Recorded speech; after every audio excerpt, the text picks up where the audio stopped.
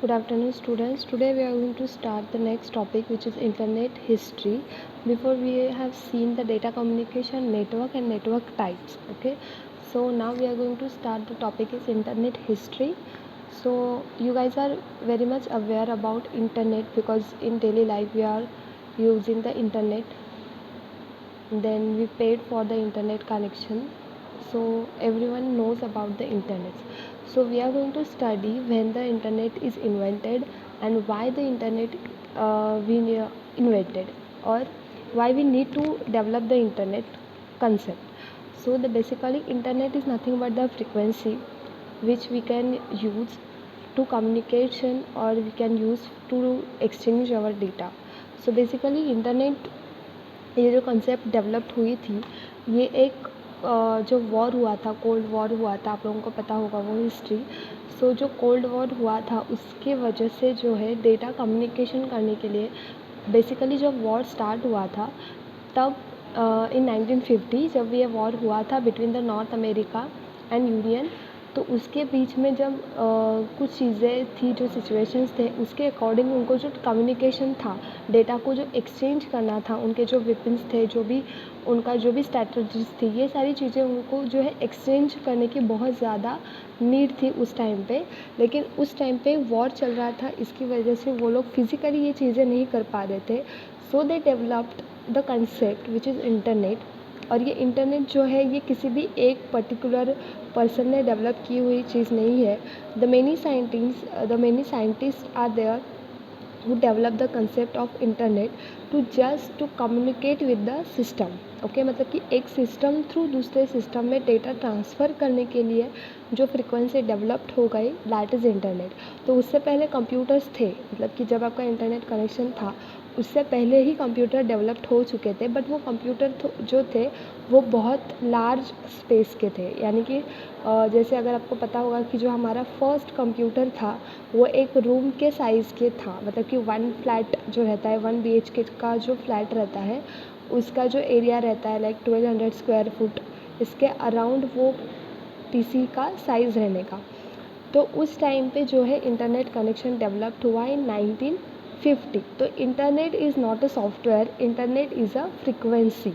तो इंटरनेट एक फ्रिक्वेंसी रहती है और ये फ्रिक्वेंसी के थ्रू जो है हम लोग कम्युनिकेशन स्टार्ट करते हैं या फिर हम लोग कम्युनिकेशन करते हैं। ओके, तो ये जो इंटरनेट डेवलप्ड हुआ था या फिर ये जो इंटरनेट बनाया गया था, तो वो किसी भी पर्सन ने नहीं बनाया था। उसके अंदर बहुत सारे साइंटिस्ट ने अपना जो रिसर्च है वो लगाया था और तब जाके ये फ्रिक्वेंसी डेवलप्ड हो गई थी। Who invented the internet? No one person invented the internet. When networking technology was first developed, a number of scientists and engineers brought their research together to create ARPANET later. तो सबसे पहले जो engineers थे और जो scientist थे उन लोगों ने उनका जो भी स्टडी था, जो रिसर्च था, वो सब एक साथ करके एक फ्रिक्वेंसी डेवलप की नेटवर्किंग टेक्नोलॉजी में, और वो जो फ्रिक्वेंसी है वो इंटरनेट है। तो this are the list of दो scientist who invented the internet. तो ये आपको गूगल पे मिल जाएगी, तो आप लोग इसको रीड कर सकते हैं। देन उसके बाद the concept is computer network. तो पहले जो था नेटवर्क था, मतलब कि जब भी हमारा कंप्यूटर लॉन्च हुआ था, जब लोग कंप्यूटर यूज़ करते थे, तब कंप्यूटर की थिंक ऐसी थी कि लोग पर्सनल यूज़ के लिए कंप्यूटर को यूज़ करते थे, बट कंप्यूटर जो है वो बहुत बड़े लार्ज साइज़ में आता था। तो आगे आगे उसके अंदर बहुत सारे डेवलप्ड हो गए, बहुत सारी चीज़ें आ गई, लाइक पैकेट स्विचिंग हो गया, डेटा ट्रांसफ़र के लिए लोगों ने फ्रिक्वेंसी को डेवलप किया, ऐसे बहुत सारे चेंजेस उसके अंदर आ गए। तो जब नेटवर्किंग हो रहा था, तो जब नेटवर्किंग स्टार्ट हुआ या फिर उसका जो डेवलपिंग स्टार्ट हुआ, उस टाइम पे जो है इंटरनेट की कंसेप्ट डेवलप्ड हो गई। ओके, तो सबसे पहले अभी हम लोग देखते हैं कि कंप्यूटर नेटवर्क यानी क्या, कंप्यूटर नेटवर्क का मीनिंग क्या रहता है। So what is computer network?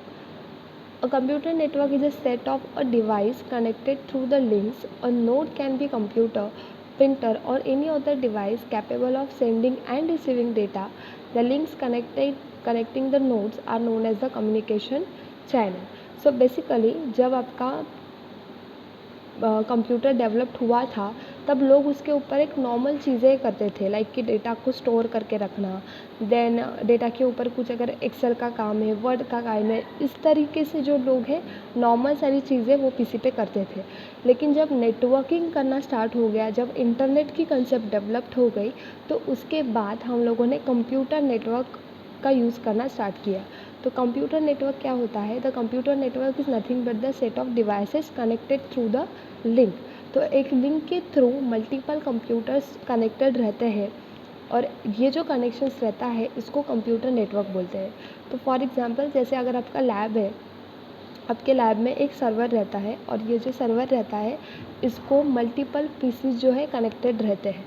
तो ये जो आपका एक नेटवर्क का मीडियम रेडी हुआ, एक जो आपका रूम है या फिर आपका जो लैब है, कंप्यूटर लैब है, तो इसको हम लोग कंप्यूटर नेटवर्क बोलते हैं, बिकॉज एक लिंक थ्रू हम लोग मल्टीपल पीसीज को जो है कनेक्ट करते हैं।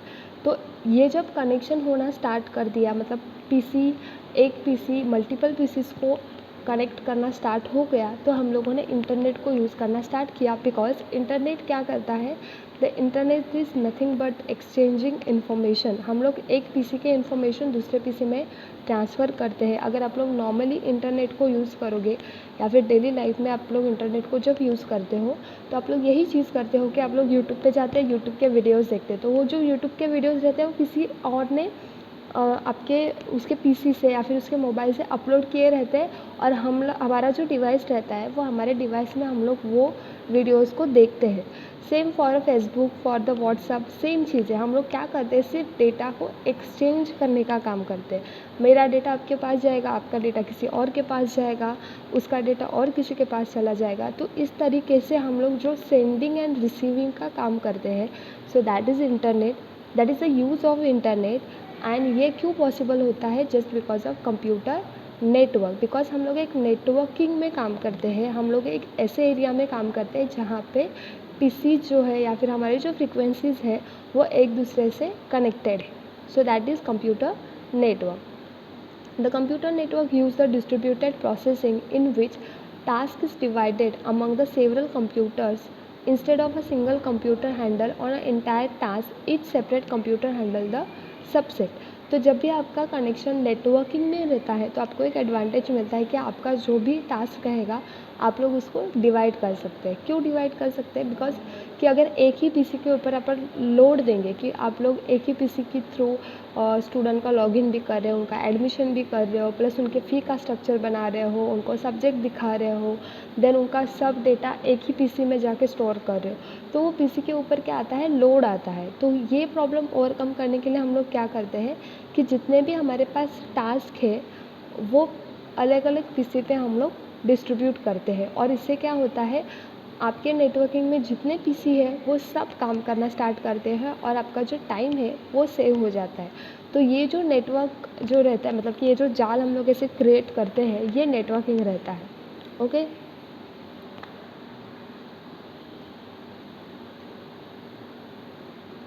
तो ये जो डिस्ट्रीब्यूटेड प्रोसेसिंग हम लोग यूज़ करते हैं कि हम लोग डेटा को डिस्ट्रीब्यूट करके पीसीज में वगैरह यूज़ करते हैं, इसका हमें क्या एडवांटेज मिलता है? So there are 3 types of advantage we will taken, which is security, faster problem solving and security through the redundancy. The security क्या प्रोवाइड होती है?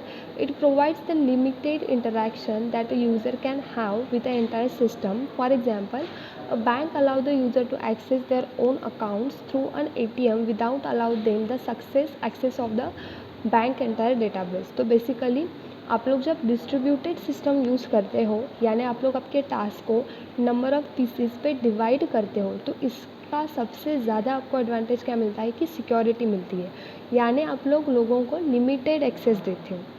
फॉर एग्ज़ाम्पल, अगर आपका लैपटॉप है और आपके लैपटॉप में आपने पूरा डेटा स्टोर करके रखा है, आपके क्लास के सारे स्टूडेंट के मोबाइल नंबर, उनका ईमेल एड्रेस, उनकी बर्थ डेट, देन उनका एड्रेस, उनका पूरा नेम, ये पर्सनल चीज़ें आपने आपके लैपटॉप में सेव करके रखी है, और आप डिस्ट्रीब्यूटेड सिस्टम नहीं यूज़ कर रहे, आप लोग नॉर्मल आपका लैपटॉप यूज़ कर रहे हो, और आपका लैपटॉप पब्लिक है, मतलब कोई भी आके उसको यूज़ करता है। तो इससे क्या होता है? सिक्योरिटी मेंटेन नहीं होती। आपके लैपटॉप में जितने लोग बैठेंगे वो सब आपका जो इन्फॉर्मेशन है उसको चेक करेंगे। इंस्टेड ऑफ दिस, अगर आपने स्टूडेंट के लिए एक सेपरेट लैपटॉप रखा, और अपने खुद के यूज़ के लिए सेपरेट लैपटॉप रखा और इसके अंदर सिर्फ आपकी डॉक्यूमेंट्स रखे कि मतलब उसके अंदर पूरा इन्फॉर्मेशन रखा, और जो स्टूडेंट के लिए लैपटॉप आपने रखा है तो उसके अंदर सिर्फ उनके क्लास की इन्फॉर्मेशन है, दैट्स इट। उसके अंदर किसी का मोबाइल नंबर नहीं है, ईमेल आईडी नहीं है। स्टूडेंट को खाली देखना है कि मेरे क्लास में कितने स्टूडेंट्स हैं, तो उनके लिए बस उतना ही टेबल अवेलेबल रहेगा। सो इससे क्या होता है, आपका सिस्टम सिक्योरिटी प्रोवाइड करता है।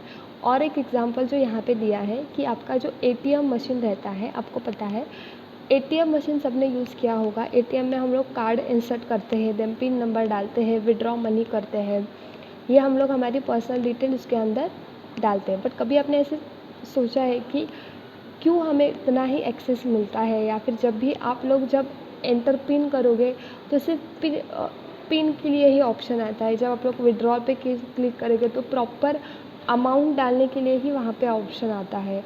और वो जो सारे इन्फॉर्मेशन वो कहाँ से आती है, ये सारी चीज़ें हम लोग कभी सोचते नहीं, बिकॉज हम लोग इंटरनली उसके अंदर इन्वॉल्व नहीं होते।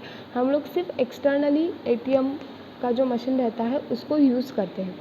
सो इससे क्या होता है, इसको बोलते हैं डिस्ट्रीब्यूटेड सिस्टम, जो कंप्यूटर नेटवर्क में हमेशा यूज़ होती है।